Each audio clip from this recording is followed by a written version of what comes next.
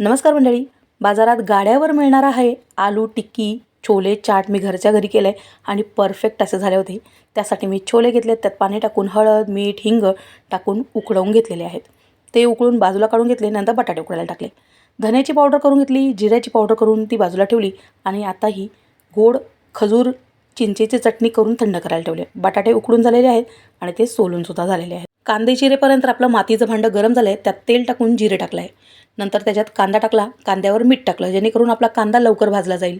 नंतर मी हे टोमॅटो त्याच्यामध्ये आलं लसूण टाकून वाटून घेतले होते, तेच मी टाकलेले आहेत। छान भाजल्यानंतर त्यात घरगुती तिखट आणि धण्याची पावडर टाकलेली आहे आणि तेल सुटेपर्यंत आपण त्याला भाजून घ्यायचं आहे। मसाले करपू नयेत म्हणून थोडंसं पाणी टाकलं होतं आणि मसाल्याला छान तेल सुटलेलं आहे।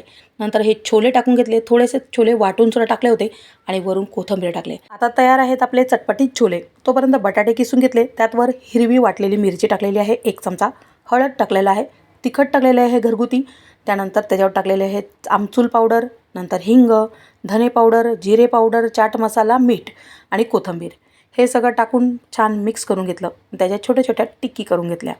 आता बघा, खूप साऱ्या हे सगळे टिक्की करण्यासाठी मी 1 किलोचे बटाटे घेतले होते।